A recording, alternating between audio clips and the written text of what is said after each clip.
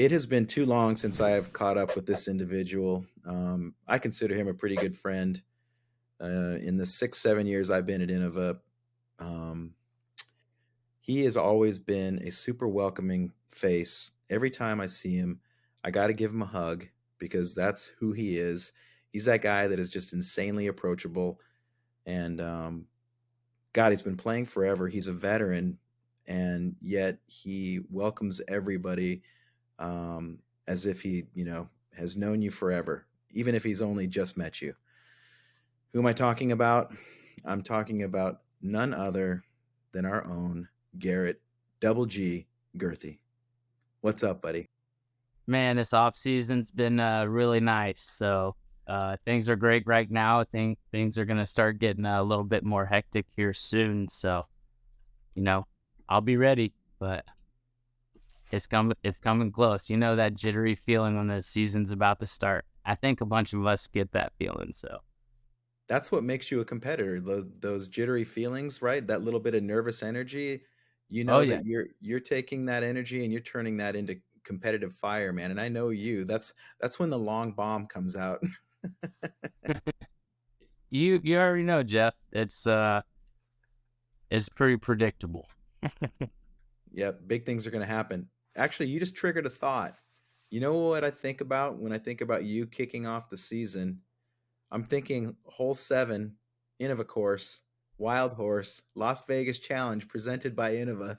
Dude, walk the fans who don't know that shot, walk them through that experience. Wow, the experience went really quick. I'm not gonna lie. As I was there, but walking down the fairway felt like uh, 2 days because I never aced a par four before. I don't think there's ever been a hole in one videoed on a par four before. If not, I haven't seen it. Well, honestly, it was a lot going on that day. So I want to say Simon was on my card, Ricky Wysocki, and Tristan Tanner. And I do remember that day Emerson Keith being on the card ahead of us.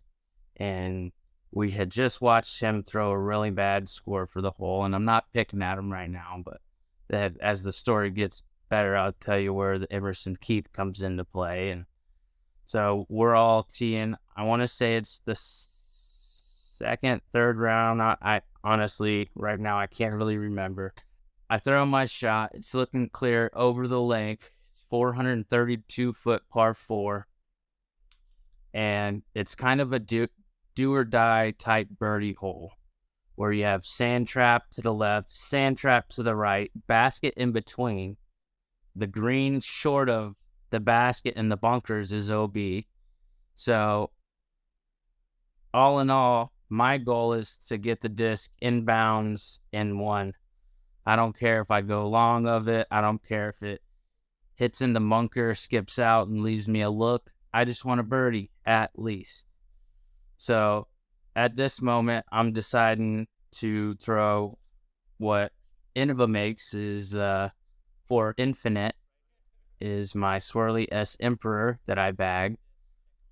And I trusted it that day enough to throw it over the water, 400 feet carry, I would say. The wind was blowing a little right to left, so I figured to throw a little wide. There's a tree that you can kind of aim at right at the basket. Hit my target, felt like perfect.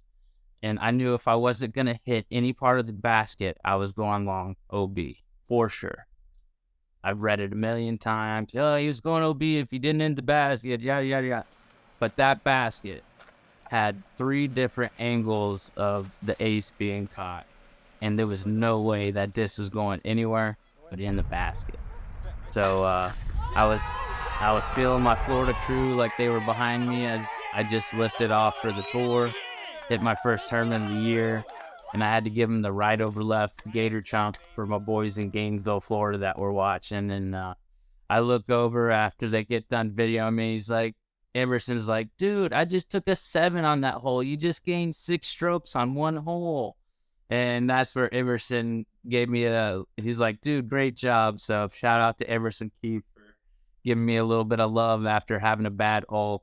So we brightened some people's days, made some views on the internet, and that's definitely the number one played video that I show my friends that's never heard of disc golf.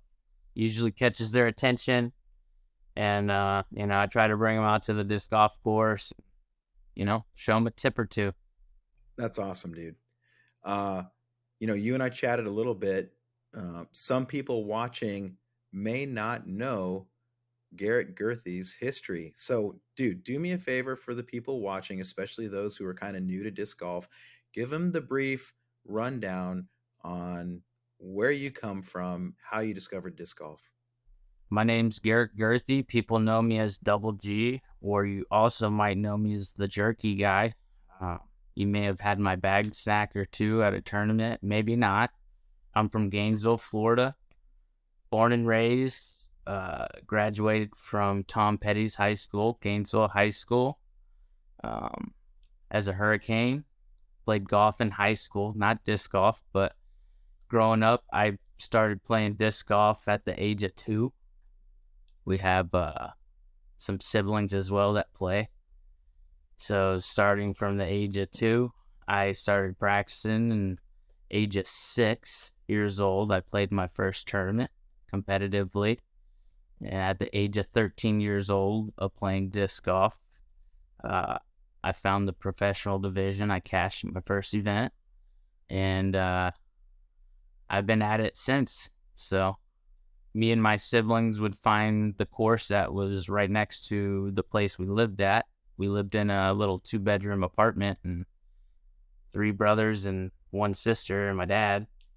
And obviously my mom was there too, but she didn't really play. So we all played as brothers. It was an inexpensive sport for us all to get into, and we ended up making something of it. All my brothers played professionally at some point in their lives. They might not be professional now, but disc golf has opened plenty of doors for us, and especially for me. And I'm proud to be here. Thank you, Jeff. Heck yeah, man. So stoked you're here. I see a couple of discs behind you, and you're known for throwing both of them. What's interesting is they are both, I think you could characterize those discs as being very different in the type of shots that they are made for. So I would love for you just to sort of grab those discs and talk briefly about why you love and why you're known for throwing both of those discs in very different ways. I'll start where it all started in the beginning. This here is a Wombat 3. This was specially tweaked by Dave, the man. You may know him. He makes the disc for Innova, down at Panis. He made this, tweaked it for me to test out, to see if I'd like it a little bit better than the normal Wombat 3s. But we're getting there with the mid-ranges. It all started with the mid-range. So growing up, I want to say the world's biggest was my first tournament ever, and my dad introduced me, at least as a competitive tournament, was the world's biggest. At 6 years old, the Cobra was my first disc ever. So in the beginning of disc golf for Garrett, I got to learn touch. As Garrett got older, Garrett wanted to throw like the pros and throw far, like Scott Stokely, like Cam Todd, like Ken Climo. I wanted to throw like all those guys, but I couldn't because I threw sidearm. And I was just about as tall as I was wide. So in the future, I got to watch the pros live, obviously not on camera because there wasn't so much camera back then. The classic pros, the Ron Russell, the Brad Hammock, the Ken Climo, the Cam Todd, all the classic players. And I had to watch them live. I couldn't watch them on TV like we do now. So I wanted to throw like the pros. I wanted to throw further. So with that being said, I started throwing discs higher with more turn, trying to get more distance than anyone else because I was tired of throwing these so smooth. I wanted more distance. So when you mix a little bit of smooth with a little bit of inspiration, you get a little bit more power. and I just never stopped till I got it, Jeff. And messing with the angles and my height and my stature at the time wasn't the guy to throw a disc over 600 feet. So I wanted to prove everyone wrong that it doesn't matter how big you are, how short you are, how tall you are, how long your arms are, whatever you want to call it that makes you throw far, how strong you are. I had to manipulate the disc in so many ways to get the disc to go further, getting out to the practice field and seeing where the apex is, trying to work that apex higher to get the disc to turn out. So um, it's out there now. The internet has all the tips you can ask for and all the people to look out for. So I feel like that has changed a lot over the years as well. So I have a fun fact that I don't know that you know, and I discovered it last week. I've Yeah, got about 100+ DVDs that have photographs dating back to 1998. And I was really serious into digital photography way back when.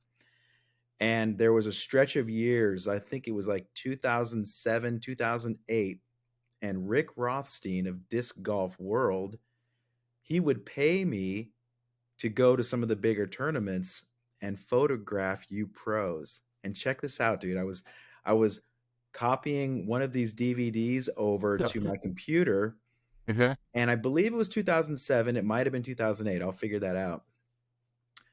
There is a photo of you at USDGC throwing over the lake. And you, I mean, you look like you're, if I had to guess, I mean, what were you back then? You might have been 15, 16, maybe. I don't know. I was 17 years old in 2007. 2008, I graduated high school. 17, I was a pretty hefty boy. But dude, you were putting it over the lake.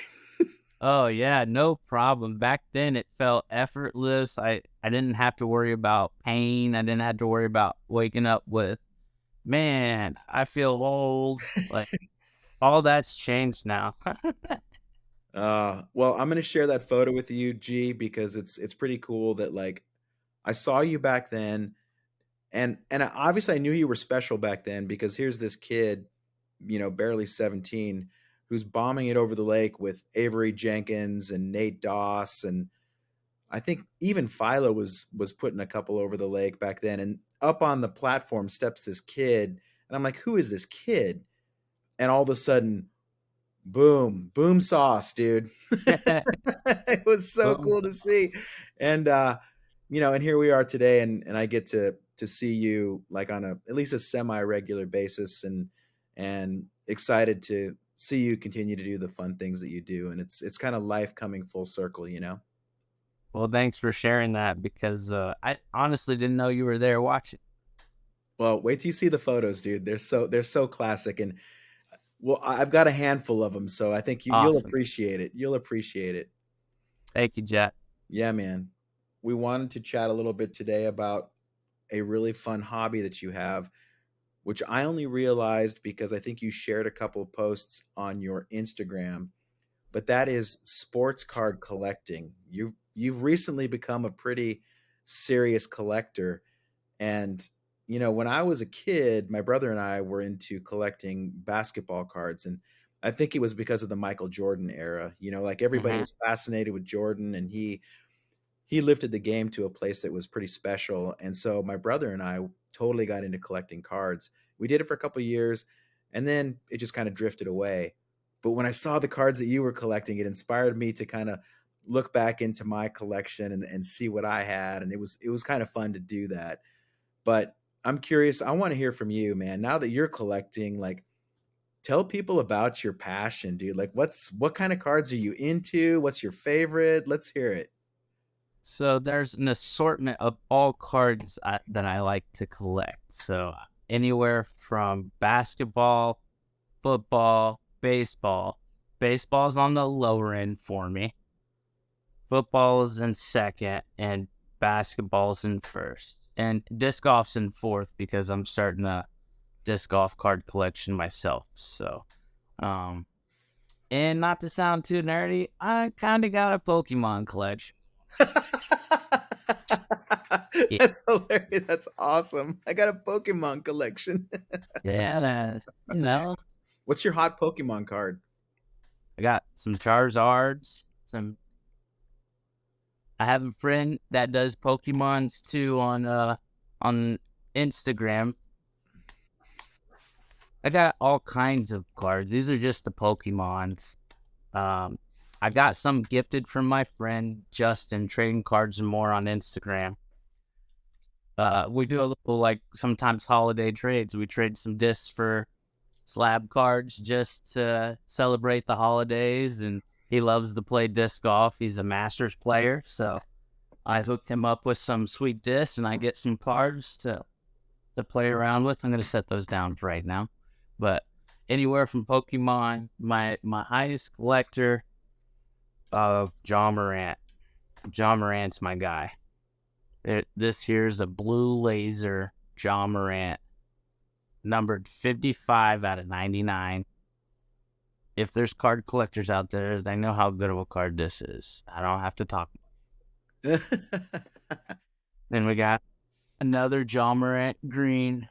I can show you cards all day, Jeff, and this is one of my favorite things to do in the off season is to collect some cards that I know will gain value. Like here, this is John Morant with the rapper Young Dolph in it, but unfortunately, Young Dolph right here in the suit, he passed away. So, now that I have these cards, it kind of doubled its value because he kind of passed away. But these are in my vault for a long, long time. So rest in peace to Young Dolph, even though I wasn't a really big rapper fan of him.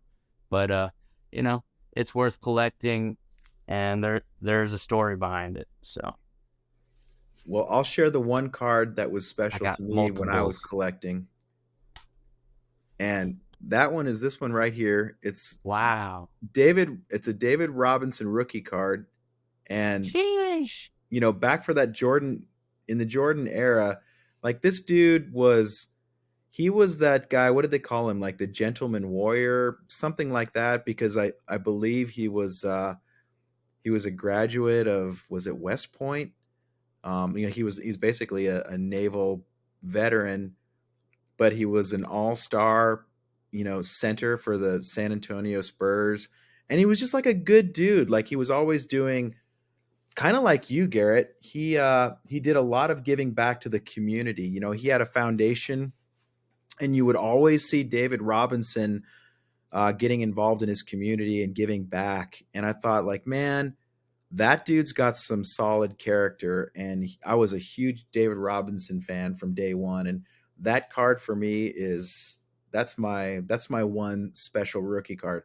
But looking at the ones that you were showing, I've got a question because mine's in a case, right? This is the kind of like the old school days back in Yep. the late 90s or early 2000s. We put them in a case and like, okay, cool, that's a special thing. Yours have Yep. like some crazy stuff on the top, and I mean, what little I know, that's like that refers to some kind of grading of the card. But like, what is it? What's up with that, dude?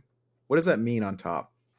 So PSA is a grading service company that you send your cards to in a plastic cover, bubble wrap, in a box normally, so you don't get it smashed. They receive your cards. You could pay to get your cards expedited quickly for the grading service. So they grade the cards of the corners, the quality of the face of the card, the back of the card, the centering of the card. And if there's signatures, they even grade the signature. So this one doesn't have the signature, but at the same time, it's lower numbered. So whenever you have a lower numbered card and you get a gem mint 10, it doesn't come any better than that. So that's what the collectors are after. Beckett has another good grading service, PSA, and there's like CSG, but I only really like messing with the PSA and the Beckett's because they're valued, I would say, a little bit more, at least in my opinion. Others might say it's different, but each collector out there has their own thing. PSA and Beckett's the top of the line in my opinion, so I stick with the ones that I can kind of afford and grow my personal collection with. So that's my little rundown on the grading system. What this means up here also identifies exactly what card it is, and it takes them into a site to see how many are left and how many have been pulled. They can track how many, like say this one's out of 99, it's 55 out of 99. So some people might have unopened boxes still with numbered cards in it that people save for like 10, 20, 30 years. And then that box might be worth 30, 40, $50,000. Yeah, the card game has changed since I was into it, dude. All these are my acquired slabs. I also have about one more of these boxes in storage right now, but I had to bring out the gems for the show here. Okay, so if you're bidding somewhere on a John Morant card that's somewhere between $20 and $40, watch out because there may be a double G handle outbidding you. Double G Disc Golf. They'll read it fair and square. That's the screen name, Double G Disc Golf. And I spread the love of disc golf every time I buy a card on these streams. And I tell them disc golf cards are coming soon. I do. I do. I I do. do. Do you have a favorite disc golf card? Yeah, mine. I'm just kidding. Let me show you my disc golf cards. I have 4 one-of-ones here, and it represents what we talked about earlier. The LV with my hat in there. Albatross Ace. How about that? Whoa. It's a one-of-one. So it's got part of my hat, and it has some of my camo hat that I was wearing when I hit that ace.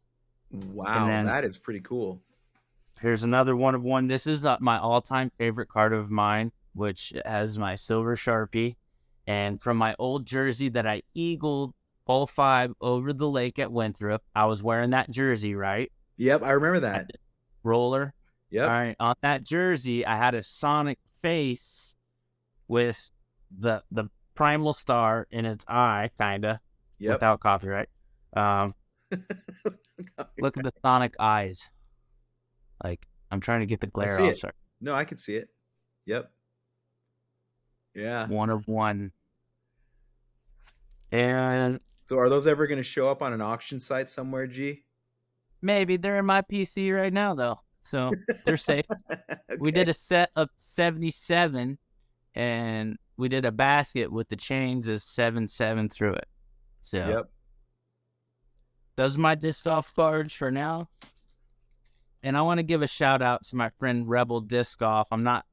Hey, this is not a plug or anything, but he does amazing work on these cards. He has a friend that helps 3D print, but as far as putting these cards together, if you're ever looking for a perfect gift to make a set for maybe a junior in your area or a friend that's traveling on the road, or just to do a fundraiser and you need a run of cards made in any kind of condition, you can do them on cardstock. You can make them 3D printed, a little bit more expensive, of course, but it's worth it. He does great quality work. He sells them to the hobby on all the disc golf shops and on the online marketplaces and stuff like that. They know Rebel Disc Golf.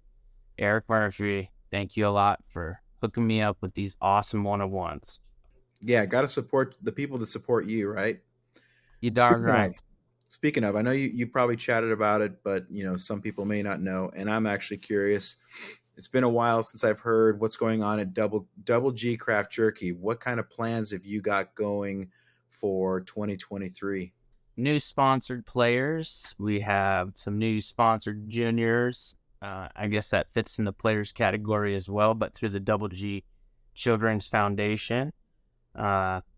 We landed a couple more people, and as far as the pros go, we got Isaac Robinson, and we got the tall, lanky kid. What's his name? You got it. Yeah, Gannon Gannon Burr. Gannon Burr. Yes, sir. That's Gannon cool. Burr. Yeah, welcome to the team. They felt like perfect fits. They've been putting a lot on their YouTube channel, and it's quite fun to watch. And the kid's just overall just great dude. Big fan of both of them.